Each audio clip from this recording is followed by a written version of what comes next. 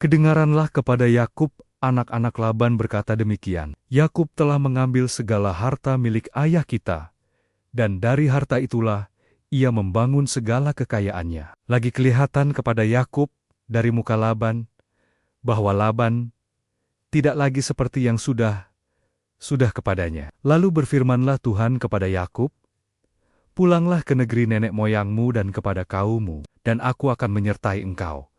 Sesudah itu Yakub menyuruh memanggil Rahel dan Li untuk datang ke padang, ke tempat kambing dombanya. Lalu ia berkata kepada mereka, telah kulihat dari muka ayahmu, bahwa ia tidak lagi seperti yang sudah kepadaku, tetapi Allah ayahku menyertai aku. Juga kamu sendiri tahu, bahwa aku telah bekerja sekuat-kuatku pada ayahmu. Tetapi ayahmu telah berlaku curang kepadaku, dan telah 10 kali mengubah upahku. Tetapi Allah tidak membiarkan dia berbuat jahat kepadaku. Apabila ia berkata, yang berbintik-bintiklah akan menjadi upahmu, maka segala kambing domba itu beroleh anak yang berbintik-bintik. Dan apabila ia berkata, yang bercoreng-corenglah akan menjadi upahmu, maka segala kambing domba itu beroleh anak yang bercoreng-coreng. Demikianlah Allah mengambil ternak ayahmu dan memberikannya kepadaku. Pada suatu kali, pada masa kambing domba itu suka berkelamin, maka aku bermimpi dan melihat bahwa jantan-jantan yang menjantani kambing domba itu bercoreng-coreng, berbintik-bintik, dan berbelang-belang. Dan malaikat Allah berfirman kepadaku dalam mimpi itu, Yakub, jawabku, ya Tuhan. Lalu ia berfirman, angkatlah mukamu, dan lihatlah, bahwa segala jantan yang menjantani kambing domba itu bercoreng-coreng, berbintik-bintik dan berbelang-belang, sebab telah kulihat semua yang dilakukan oleh Laban itu kepadamu. Akulah Allah yang di Betel itu, di mana engkau mengurapi tugu, dan di mana engkau bernazar kepadaku. Maka sekarang, bersiaplah engkau, pergilah dari negeri ini, dan pulanglah ke negeri sanak saudaramu. Lalu Rahel dan Li menjawab, Yakub, katanya, bukankah tidak ada lagi bagian atau warisan kami dalam rumah ayah kami? Bukankah kami ini dianggapnya sebagai orang asing? Karena ia telah menjual kami, juga bagian kami telah dihabiskannya sama sekali. Tetapi segala kekayaan yang telah diambil Allah dari ayah kami adalah milik kami dan anak-anak kami. Maka sekarang, perbuatlah segala yang difirmankan Allah kepadamu. Lalu bersiaplah Yakub, dinaikkannya anak-anaknya dan istri-istrinya ke atas unta, digiringnya seluruh ternaknya, dan segala apa yang telah diperolehnya, yakni ternak kepunyaannya, yang telah diperolehnya di Padan Aram, dengan maksud pergi kepada Ishak, ayahnya, ke tanah Kanaan. Adapun Laban telah pergi menggunting bulu domba-dombanya. Ketika itulah Rahel mencuri terafim ayahnya, dan Yakub mengakali Laban, orang Aram itu, dengan tidak memberitahukan kepadanya bahwa ia mau lari. Demikianlah ia lari dengan segala harta miliknya. Ia berangkat, menyeberangi sungai Efrat, dan berjalan menuju pegunungan Gilead. Ketika pada hari ketiga dikabarkan kepada Laban bahwa Yakub telah lari, dibawanyalah sanak saudaranya bersama-sama. Dikejarnya Yakub 7 hari perjalanan jauhnya, lalu ia dapat menyusulnya di pegunungan Gilead. Pada waktu malam datanglah Allah dalam suatu mimpi kepada Laban, orang Aram itu, serta berfirman kepadanya, jagalah baik-baik, supaya engkau jangan mengatai Yakub dengan sepatah kata pun. Ketika Laban sampai kepada Yakub, Yakub telah memasang kemahnya di pegunungan. Juga Laban dengan sanak saudaranya telah memasang kemahnya di pegunungan Gilead. Berkatalah Laban kepada Yakub, apakah yang kau perbuat ini? Maka engkau mengakali aku dan mengangkut anak-anakku perempuan sebagai orang tawanan? Mengapa engkau lari diam-diam dan mengakali aku? Mengapa engkau tidak memberitahu kepadaku, supaya aku menghantarkan engkau dengan sukacita dan nyanyian dengan rebana dan kecapi? Lagi pula engkau tidak memberikan aku kesempatan untuk mencium cucu-cucuku laki-laki dan anak-anakku perempuan. Memang bodoh perbuatanmu itu. Aku ini berkuasa untuk berbuat jahat kepadamu.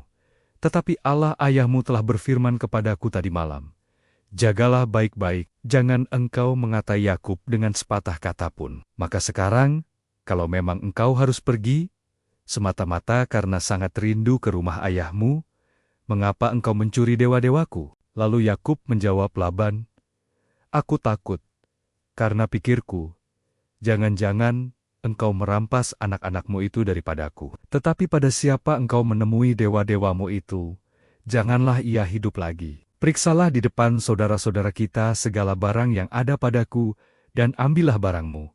Sebab Yakub tidak tahu bahwa Rahel yang mencuri terafim itu. Lalu masuklah Laban ke dalam kemah Yakub, dan ke dalam kemah Li, dan ke dalam kemah kedua budak perempuan itu. Tetapi terafim itu tidak ditemuinya. Setelah keluar dari kemah Li, ia masuk ke dalam kemah Rahel. Tetapi Rahel telah mengambil terafim itu dan memasukkannya ke dalam pelana untanya, dan duduk di atasnya. Laban menggeledah seluruh kemah itu, tetapi terafim itu tidak ditemuinya. Lalu kata Rahel kepada ayahnya, "Janganlah bapa marah, karena aku tidak dapat bangun berdiri di depanmu, sebab aku sedang haid." Dan Laban mencari dengan teliti, tetapi ia tidak menemui terafim itu. Lalu hati Yakub panas, dan ia bertengkar dengan Laban. Ia berkata kepada Laban, "Apakah kesalahanku? Apakah dosaku? Maka engkau memburu aku sehebat itu. Engkau telah menggeledah segala barangku. Sekarang apakah yang kau temui dari segala barang rumahmu? Letakkanlah di sini, di depan saudara-saudaraku dan saudara-saudaramu, supaya mereka mengadili antara kita berdua. Selama 20 tahun ini, aku bersama-sama dengan engkau. Domba dan kambing betinamu tidak pernah keguguran, dan jantan dari kambing dombamu tidak pernah kumakan. Yang diterkam oleh binatang buas tidak pernah kubawa kepadamu. Aku sendiri yang menggantinya. Yang dicuri orang, baik waktu siang, baik waktu malam, selalu engkau tuntut daripadaku. Aku dimakan panas hari waktu siang dan kedinginan waktu malam, dan mataku jauh daripada tertidur. Selama 20 tahun ini, aku di rumahmu. Aku telah bekerja padamu 14 tahun lamanya untuk mendapat kedua anakmu, dan 6 tahun untuk mendapat ternakmu. Dan engkau telah 10 kali mengubah upahku. Seandainya Allah ayahku, Allah Abraham dan yang disegani oleh Ishak tidak menyertai aku, tentulah engkau sekarang membiarkan aku pergi dengan tangan hampa. Tetapi kesengsaraanku dan jerih payahku telah diperhatikan Allah, dan ia telah menjatuhkan putusan tadi malam." Lalu Laban menjawab, "Yakub, perempuan-perempuan ini anakku, dan anak-anak lelaki ini, cucuku, dan ternak ini, ternakku. Bahkan segala yang kau lihat di sini adalah milikku. Jadi apakah yang dapat kuperbuat sekarang kepada anak-anakku ini, atau kepada anak-anak yang dilahirkan mereka? Maka sekarang, marilah kita mengikat perjanjian, aku dan engkau, supaya itu menjadi kesaksian antara aku dan engkau." Kemudian Yakub mengambil sebuah batu dan didirikannya menjadi tugu. Selanjutnya berkatalah Yakub kepada sanak saudaranya, "Kumpulkanlah batu." Maka mereka mengambil batu dan membuat timbunan. Lalu makanlah mereka di sana, di dekat timbunan itu. Laban menamai timbunan batu itu Yegar Sahaduta, tetapi Yakub menamainya Galet. Lalu kata Laban, "Timbunan batu inilah pada hari ini menjadi kesaksian antara aku dan engkau." Itulah sebabnya timbunan itu dinamainya Galet, dan juga Mispa, sebab katanya, "Tuhan kiranya berjaga-jaga antara aku dan engkau. Apabila kita berjauhan, jika engkau mengaibkan anak-anakku, dan jika engkau mengambil istri lain di samping anak-anakku itu, ingatlah, walaupun tidak ada orang dekat kita, Allah juga yang menjadi saksi antara aku dan engkau." Selanjutnya, kata Laban kepada Yakub, "Inilah timbunan batu, dan inilah tugu yang kudirikan antara aku dan engkau. Timbunan batu dan tugu inilah menjadi kesaksian bahwa aku tidak akan melewati timbunan batu ini mendapatkan engkau, dan bahwa engkau pun tidak akan melewati timbunan batu dan tugu ini mendapatkan aku. Dengan berniat jahat, Allah Abraham dan Allah Nahor, Allah ayah mereka, kiranya menjadi hakim antara kita." Lalu Yakub bersumpah demi yang disegani oleh Ishak ayahnya, dan Yakub mempersembahkan korban sembelihan di gunung itu. Ia mengundang makan sanak saudaranya. Lalu mereka makan, serta bermalam di gunung itu. Keesokan harinya, pagi-pagi Laban mencium cucu-cucunya dan anak-anaknya, serta memberkati mereka. Kemudian pulanglah Laban kembali ke tempat tinggalnya. Yakub melanjutkan perjalanannya, lalu bertemulah malaikat-malaikat Allah dengan dia. Ketika Yakub melihat mereka, berkatalah ia, "Ini bala tentara Allah." Sebab itu, dinamainyalah tempat itu Mahanaim. Sesudah itu Yakub menyuruh utusannya berjalan lebih dahulu mendapatkan Esau, kakaknya ke tanah Sair, daerah Edom. Ia memerintahkan kepada mereka, "Beginilah kamu katakan kepada tuanku, kepada Esau, beginilah kata hambamu Yakub. Aku telah tinggal pada Laban sebagai orang asing, dan diam di situ selama ini. Aku telah mempunyai lembu sapi, keledai dan kambing domba, budak laki-laki dan perempuan. Dan aku menyuruh memberitahukan hal ini kepada tuanku, supaya aku mendapat kasihmu." Kemudian, pulanglah para utusan itu kepada Yakub dan berkata, "Kami telah sampai kepada kakakmu, kepada Esau, dan ia pun sedang di jalan menemui engkau, diiringi oleh 400 orang. Lalu sangat takutlah Yakub, dan merasa sesak hati. Maka dibaginyalah orang-orangnya yang bersama-sama dengan dia, kambing dombanya, lembu sapi dan untanya menjadi 2 pasukan. Sebab pikirnya, jika Esau datang menyerang pasukan yang satu, sehingga terpukul kalah, maka pasukan yang tinggal akan terluput. Kemudian berkatalah Yakub, "Ya Allah, nenekku Abraham, dan Allah ayahku Ishak, ya Tuhan, yang telah berfirman kepadaku, pulanglah ke negerimu serta kepada sanak saudaramu, dan aku akan berbuat baik kepadamu. Sekali-kali aku tidak layak untuk menerima segala kasih dan kesetiaan yang engkau tunjukkan kepada hambamu ini, sebab aku membawa hanya tongkatku ini, waktu aku menyeberangi sungai Yordan ini. Tetapi sekarang telah menjadi 2 pasukan. Lepaskanlah kiranya aku dari tangan kakakku, dari tangan Esau, sebab aku takut kepadanya. Jangan-jangan ia datang membunuh aku, juga ibu-ibu dengan anak-anaknya. Bukankah engkau telah berfirman, tentu aku akan berbuat baik kepadamu, dan menjadikan keturunanmu sebagai pasir di laut, yang karena banyaknya tidak dapat dihitung?"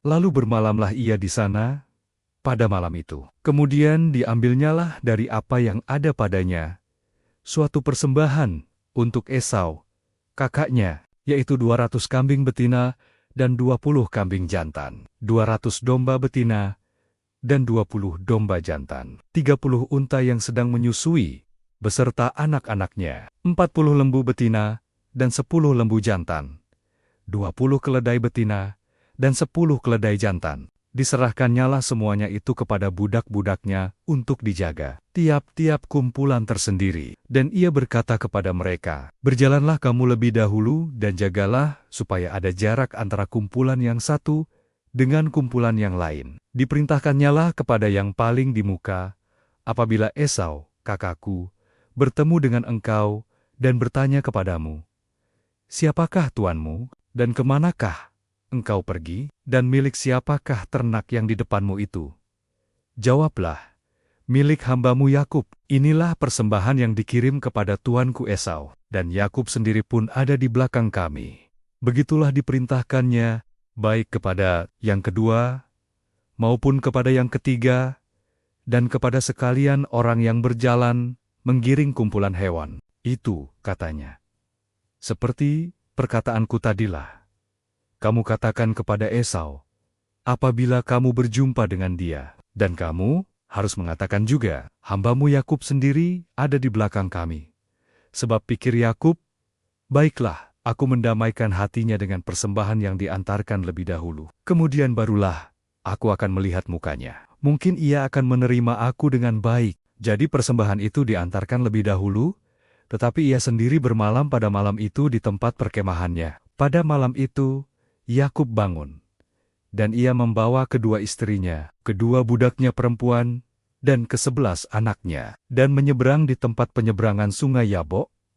Sesudah ia menyeberangkan mereka, ia menyeberangkan juga segala miliknya. Lalu tinggallah Yakub seorang diri, dan seorang laki-laki bergulat dengan dia sampai fajar menyingsing. Ketika orang itu melihat bahwa ia tidak dapat mengalahkannya, ia memukul sendi pangkal paha Yakub, sehingga sendi pangkal paha itu terpelecok ketika ia bergulat dengan orang itu. Lalu kata orang itu, biarkanlah aku pergi, karena fajar telah menyingsing. Sahut Yakub, "Aku tidak akan membiarkan engkau pergi. Jika engkau tidak memberkati aku, bertanyalah orang itu kepadanya, 'Siapakah namamu?' Sahutnya, 'Yakub.'